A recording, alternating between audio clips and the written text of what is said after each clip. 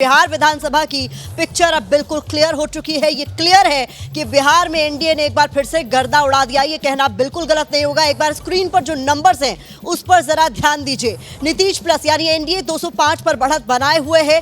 तेजस्वी महागठबंधन की हवा बिल्कुल निकल चुकी है इस चुनाव में। 31 पर ये लोग सिमटे हुए हैं। अन्य के खाते में 7 सीटें जाती हुई दिखाई दे रही हैं। कुल मिलाकर इस चुनाव में जो चीज सबसे इंटरेस्टिंग रही, जिन नीतीश कुमार को लेकर तमाम तरह के दावे किए गए, जिन पर निजी हमले किए गए, वो नीतीश कुमार एक बार फिर से ये साबित करते हुए कि टाइगर अभी जिंदा है। जैसे कि जेडीयू ने चुनावी पोस्टर्स में लिखकर चस्पा कर भी दिया था जेडीयू के दफ्तर में, वो बात सही साबित होती हुई नजर आ रही है। लेकिन इस चुनाव की जो बिग टेक अवे हैं वो जरा आप एक बार देख लीजिए। बीजेपी सबसे बड़ी पार्टी बनकर उभरी है इस चुनाव में। अब तक का सबसे सर्वश्रेष्ठ प्रदर्शन इस चुनाव में बीजेपी ने बिहार में करके दिखाया है। 2010 के बाद से आरजेडी का ये अब तक का सबसे खराब प्रदर्शन है। कांग्रेस को महज 3 सीटों पर बढ़त मिली हुई है, लेकिन परफॉर्मेंस बहुत ही खराब। बीजेपी सबसे बड़ी पार्टी बनकर उभरी है, 95 सीटों पर आगे चल रही है। 82 सीटों के साथ जेडीयू दूसरे नंबर की पार्टी बनकर इस चुनाव में सामने आई है। ये इस चुनाव के अब तक के टेकअवेज हैं। मैं अगर आपको जो टैली आप इस वक्त स्क्रीन पर देख रहे हैं, मैं ये कहना चाहती हूं कि अगर आप इसमें 10-12 सीटें कम भी कर दें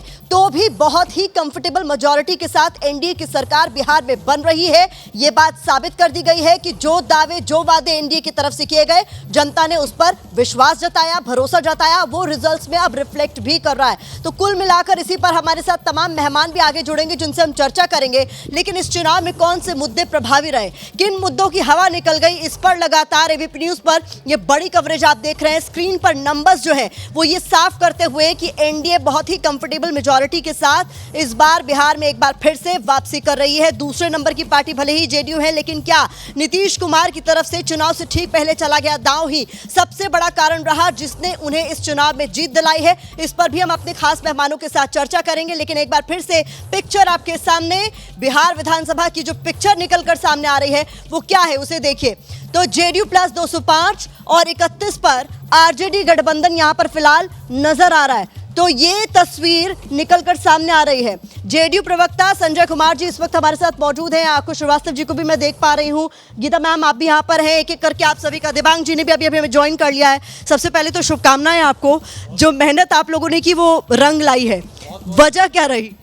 वजह देखिए, एक बहुत सारे वजह हैं, लेकिन जो मुख्य वजह है वो ये है कि जनता ने नीतीश जी के नेतृत्व में बिल्कुल कॉन्फिडेंस जताया है और उनका जो काम किया हुआ है, विकास जो उन्होंने किया है बिहार में और जो वोटरों के लिए किया है, मतलब हम नीतीश जी के बारे में ये कहते हैं कि वो वोट के लिए नहीं वोटरों के लिए काम करते हैं। और मैं तो ऐसा मानता हूँ कि वो एक राजनेता ज़्यादा, मैं उनको स्टेट्समैन मानता हूँ, क्योंकि जब से वो आए हैं 2005 से, तो पूरा जो उन्होंने एम्पावरमेंट का मॉडल डेवलप किया है वहाँ पे, जिस तरीके से सशक्तिकरण का काम किया, महिलाओं के लिए हो या फिर जो गरीब हैं, जो गांव-गांव में दूर दूर में रहने वाले गरीब हैं, वो आप अगर उनकी अगर आप पूरे सिलसिलेवार तरीके से स्टडी करें तो उन्होंने जिस तरीके से रोड का जाल बिछाया ताकि गांव का गरीब भी शहर आकर, वो एस्पिरेशन दिया उनको, बिजली जो उन्होंने दी, गांव-गांव तक बिजली पहुंचाई, जो हम लोग जैसे बचपन में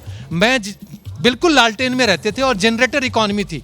जो बात आप कह रहे हैं ना, चूंकि मैं खुद ग्राउंड पर गई थी सर, तो मैं कुछ ऐसे इलाकों में गई थी जहां पर मुस्लिम मतदाता बड़ी संख्या में थे। मैंने देखा कि उनकी नीतीश कुमार को लेकर कोई नाराजगी नहीं थी, उनको कोई प्रॉब्लम नहीं थी, क्योंकि एक सेकुलर नेता की छवि भी है। और उन इलाकों में भी नीतीश कुमार ने काम किया जहां पर खुलकर लोग कहते हैं कि बीजेपी तो यहाँ आना नहीं चाहती है। तो आप, हाँ, जो आप कह रहे हैं कि वो सभी के नेता रहे, लेकिन आपके जो प्रतिद्वंदी है वो इस जीत का श्रेय आपके 10,000 रुपए को दे रहे हैं। सीधे सीधे 10,000 सरकार का टर्म आप लोग को दिया जा रहा है। अब ऐसा है, हारने वाले तो कुछ भी कहते रहे, वो शुरू से कह रहे हैं। पहले उन्होंने कहा वोट चोरी हो रही है, वोट चोरी में उन्होंने कहीं ना तो एफिडेविट कर पाए, ना उन्होंने कोई प्रूफ दिखाया।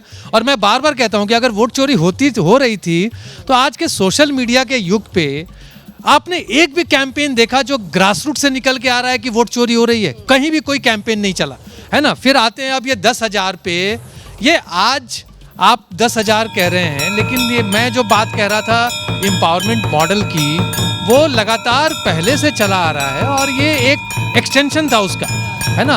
अब इसको जिस तरीके से आपको इंटरप्रेट करना है कीजिए, लेकिन हम उसको ऐसा नहीं मानते। मेरे सहयोगी दिबांग भी यहाँ मौजूद है। दिबांग, इस बात की चर्चा जब हम कर रहे थे तो आप क्या डिनाई करेंगे कि 10,000 ने काम नहीं किया और भी कई मुद्दे थे जिन्होंने इस चुनाव में अपना काम किया? मुझे लगता है 10,000 ने काम किया और 10,000 ने मुझे लगता है कि देश में एक नई तरह की राजनीति को बल दिया है, उसको मजबूती दी है।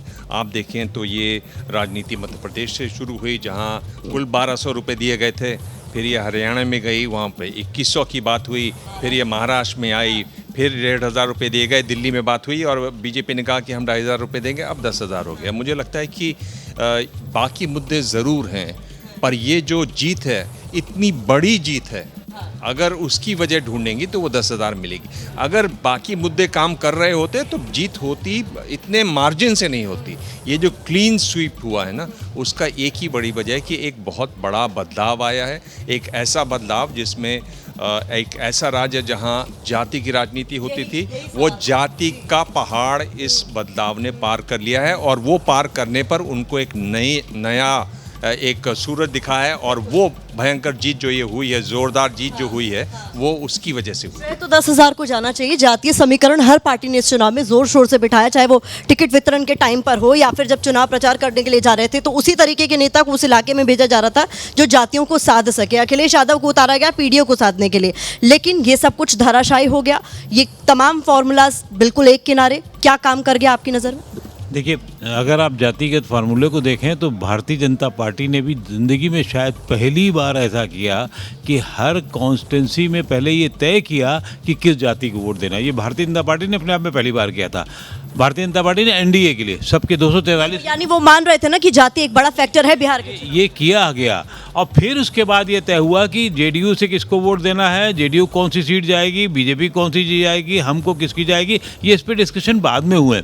ये बहुत पक्की बात मैं बता रहा हूँ, कोई ऐसी बात नहीं। मेरा मानना ये चेंज के लिए जो बदलाव हुआ है वो नीतीश कुमार का अपना विजन या भारतीय जनता पार्टी के साथ में मिल करके किया जाने वाला।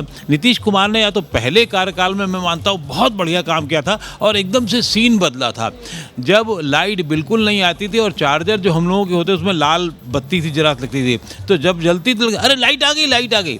5 साल तो किया, उसके बाद मामला ठप हो गया। 2 टर्म वो किसी तरीके से जीते या आगे पीछे हुए, लेकिन इस बार फिर वो दिखने वाला काम उन्होंने किया, चाहे वो इंफ्रास्ट्रक्चर को लेकर के हो या बाकी और काम हो, जिसकी वजह से और फिर बाकी जो जैसे दाल में तड़का लगता है, वो 10,000 ने इतना बढ़िया तड़का लगाया कि वो तड़का जो है वो तड़के से ज़्यादा हल्दी बन गया। और नीतीश कुमार तो इस राजनीति की हल्दी है, वो जहाँ भी जाते हैं वो शुभ हो जाते हैं। एक जिसमें पड़ते हैं उसका रंग उनका हो जाता है, चाहे वो दाल में डालें चाहे सब्जी में हो। तो नीतीश कुमार ने वो हल्दी दाल इसके अलावा भी अब वो खुद एक सब्जी की तरीके से जो सेहतमंद हो जाती है। हल्दी वैसे भी